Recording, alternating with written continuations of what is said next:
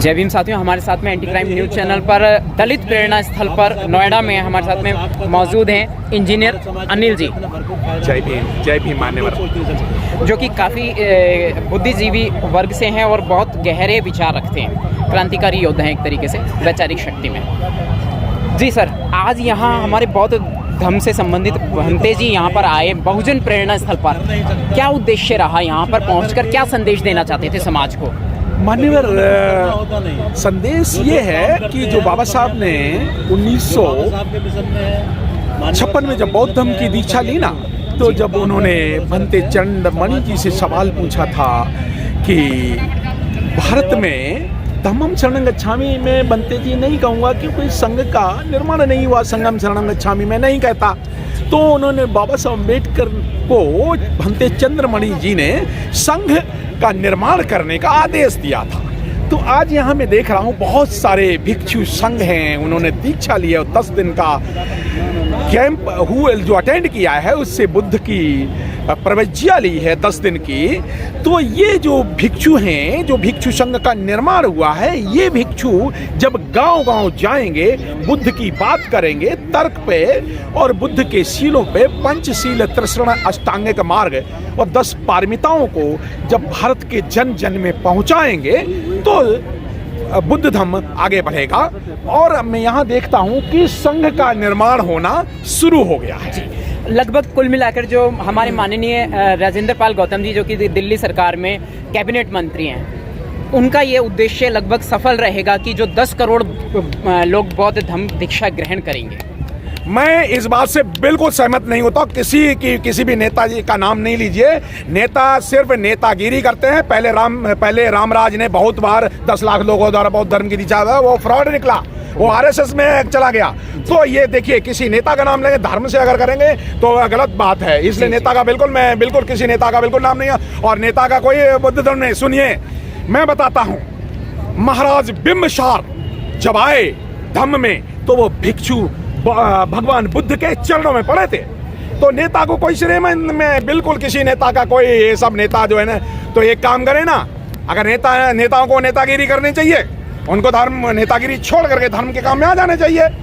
वो तो बिल्कुल नेतागिरी है। आई एम सॉरी, वो वोट लेने का एक माध्यम हो सकता है आप पार्टी के लिए वोट मांग रहे हो इसलिए ये कर रहे हो। क्योंकि ऐसा है, क्योंकि बीजेपी ने भी बहुत सारे भंते छोड़ रखे हैं। तो क्या पता आप पार्टी ने छोड़ रखे हो नेता। I am sorry. देखिए, बहुजनों की नेता तो एक हैं, बहन माया कुमारी जी, जो कि जोर हाथी है और इसके अलावा कोई नहीं। तो चूंकि आप यहाँ पे धार्मिक प्रश्न होना चाहिए, आपने नेतागिरी के प्रश्न किया तो मैं इस बात का बिल्कुल विरोध कर रहा हूँ। मैं उनको बुद्धिस्ट मानता हूँ, वहां तक ठीक है, लेकिन राजेंद्र पाल गौतम जी को राजनीति करनी चाहिए। वहाँ पे एससी के जितने SC/ST कंपोनेंट फंड हैं, यहीं पे हैं। सुन ले मेरी बात कि 60,000 करोड़ दिल्ली का SC/ST कंपोनेंट फंड में 60,000 करोड़ रुपया था। आम आदमी पार्टी ने 6,000 करोड़ क्या दिया। इस तरह का, जैसा ये हम काशीराम प्रेरणा स्थल पे हैं, अगर 6,000 करोड़ में दिल्ली में अगर आप पार्टी बनवा दे, अगर ऐसा, मैं मान जाऊंगा। राम यहाँ पे जो क्या नाम गौतम साहब हैं, यहाँ पे मंत्री जी खड़े हुए, इसलिए मैं बिल्कुल नहीं, मैं इस बात को बिल्कुल नहीं, मैं इस बात को बिल्कुल सॉरी। वो तो वोट लेने का काम में आप, जो बहुजनों के वोट, जो हाथी के वोट है, वो आप पार्टी को कहीं दिलवाने का काम में, ये धर्म का, प्लीज रामपाल सिंह उनका गौतम साहब को इस धर्म के कार्यक्रम से बिल्कुल अटैच करिए। और मैं इसका बहिष्कार करता हूं, क्योंकि रामराज ने ऐसा किया था। वो आरएसएस के लिए वोट मांगा, वो आजकल कांग्रेस का पिट्ठू है। I am sorry. ये मैं बिल्कुल मैं आपसे बिल्कुल, और इसको काटिएगा मत, इसको जाने दीजिए ताकि जनता को पता चले कि बहुत सारे नेता, जब बीजेपी के नेता हिंदू धर्म के नाम पे वोट मांगते, तो हो सकता है आप पार्टी के नेता बुद्ध धर्म के नाम पे वोट मांग रहे हैं। I am sorry. बहुजनों का वोट सिर्फ बीएसपी के लिए। जी बिल्कुल सर, वोटिंग का महत्व समझाने के लिए बहुत बहुत शुक्रिया। हमारे को इसकी वाकई ही जरूरत है। और मैं आरएसएस की पार्टियां, मानववादी पार्टियां धर्म के नाम पे वोट लेने के लिए वो बुद्धम शरणम गच्छामि भी कहेंगी, वो कुछ भी कहेंगी। तो ये और आप पार्टी मानववादी पार्टी है, आरएसएस की भी पार्टी है। तो बहुजनों को मेरा एक सीधा संदेश है, आप पार्टी में एक भी वोट ना दें। और सुनो, आप पार्टी ने दिल्ली में किया क्या? दिल्ली में आप पार्टी ने झाड़ू के नाम पर पूरे वाल्मीकि का वोट ले लिया, चमारों ने वोट दे दिया, मिला क्या? कुछ भी नहीं मिला। चलो, आप पार्टी ने एक बात कही थी, आपने राजनीतिक प्रश्न किया तो राजनीतिक जवाब सुनो। आप पार्टी ने क्या बाबा साहब अम्बेडकर को सिलेबस में पढ़ाना शुरू किया? नहीं किया। बेवकूफ बना रहे हैं। SC/ST कंपोनेंट फंड का सारा पैसा आप पार्टी खा गई। जी जी, और बोलिए। कोई बात नहीं, हम बौद्ध धर्म की बात करते हैं। हाँ, और इसलिए राजनीति को दूर रखें, धर्म की बात करो। करेंगे। हाँ, यस, आ जाओ। सर, बौद्ध धर्म में मैं ये जानना चाह रहा हूँ, मेरा मुख्य प्रश्न ये था कि क्या हम लोग वाकई, मतलब ये होने जा रहा है कि भारत पूरा बौद्ध में होने की संभावना है किसी भी माध्यम से? सही, ये बहुत महत्वपूर्ण प्रश्न है जी। मेरा भारत के SC/ST OBC से ये रिक्वेस्ट है कि जिस तरह से मोसेस ने कहा था 10 कमांडमेंट्स, मोसेस ने, इज़राइल का एक लीडर है, वो कहता है हमारे 10 कमांडमेंट मान लो और तुम्हारा कल्याण होगा। इसी तरह से बाबा साहब अम्बेडकर ने 22 प्रतिज्ञाएं दी थी। बाबा साहब अम्बेडकर ने भारत के बहुजनों को, SC/ST OBC के लोगों को 22 प्रतिज्ञाएं दी थी। अगर वो मान लेते और बाबा साहब का लिखा हुआ अंतिम ग्रंथ बुद्ध और उनका धम्म, हेलो, मैं रिपीट करता हूं इस सवाल को, इस किताब का नाम बुद्ध और उनका धम्म, ना कि भगवान बुद्ध। बहुत सारे फ्रॉड लोगों ने भगवान बुद्ध और बना दिया, बुद्ध को भगवान बनाने की बात करते हैं। तो भग रागो भग देशो इति सह भगवा, वो वाला भगवान जिसने राग और द्वेष को भग्न कर दिया हो, ये हिंदुओं वाले भगवान नहीं। तो इसलिए जो RSS के प्रचारकों ने, मनुवादी प्रचारकों ने, वो भगवान बुद्ध और वो भगवान बुद्ध को लेकर के बुद्ध की अगरबत्तियां जलाने लगे, कुछ भंते लोग पूजा कराने लगे। RSS ने 60,000 भंते छोड़ रखे हैं भारत में कि वो अगरबत्तियां जलाने के लिए, बाबा साहब की आरती गवाने के लिए। बाबा साहब की आरती गाने की जरूरत नहीं है, बाबा साहब की विचारधारा फैलाने की जरूरत है। बुद्ध की पूजा करने की बिल्कुल जरूरत नहीं है। क्यों? जानते नहीं हैं जो लोग वही है, वो लोग हैं जिन्होंने बुद्ध के धम्म में 2 फाल किए, महायान और हीनयान करके तोड़ दिया। उन ब्राह्मणों ने बौद्ध धर्म में भी अपना दिमाग लगा दिया। धम्म में ये पूजा कराने वाले ब्राह्मणों ने बौद्ध धर्म को तोड़ा। कैसे? हीनयान और महायान से। ठीक है, इसको एक्सप्लेन कीजिए। तो मैं एक्सप्लेन और करना चाहूंगा। चलिए, आपने अच्छा प्रश्न किया। एक किताब है मिलिंद पहनो में, जो सम्राट कनिष्क के समय में लिखी गई है। वो किताब में एक भिक्षु आता है, राजा के दरबार में आता है, और भिक्षु कहता है, ए राजन, ये मुझे बताओ कि किसी देश को, किसी संस्कृति को नष्ट करना हो तो कैसे करें? राइट। राजा बड़ा गंभीर चिंतन में पड़ता है।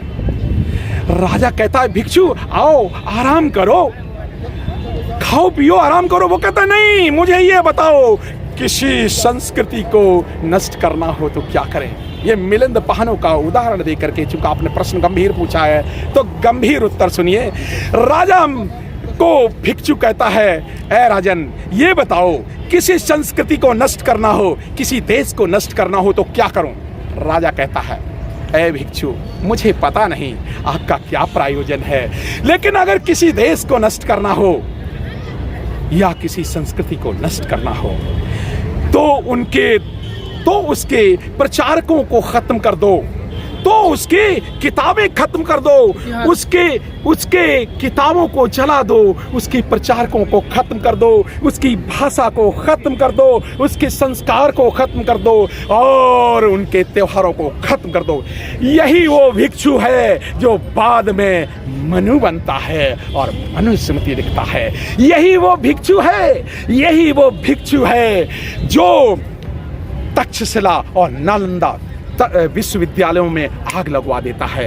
यही वो भिक्षु है जो पुष्यमित्र शुंग द्वारा हजारों भिक्षुओं का कत्लेआम करवाता है। यही वो भिक्षु है जो संस्कृत भाषा को मनु द्वारा लागू करवाता है। यही वो भिक्षु है जो SC/ST OBC के बहुजनों से शिक्षा का अधिकार छीन करके मनु स्मृति लिखवा देता है। ये वही भिक्षु है। साथियों, ये मिलिंद प्रश्न जो हमारे पढ़े लिखे जो लोग सुन रहे हैं, हमारे सामने यंग नौजवान हैं, मिलिंद पहनो किताब में पढ़ें, वहाँ से जिस भी संस्कृति को खत्म करना हो, ऐसा ही एक जगह और लिखा है, ऐसा ही साउथ अफ्रीका की यूनिवर्सिटी के गेट पे लिखा है कि किसी देश को अगर खत्म करना हो तो उसकी शिक्षा व्यवस्था को खत्म कर दो, उसके विश्वविद्यालयों को खत्म कर दो और वहां पर नकल करवाना शुरू कर दो।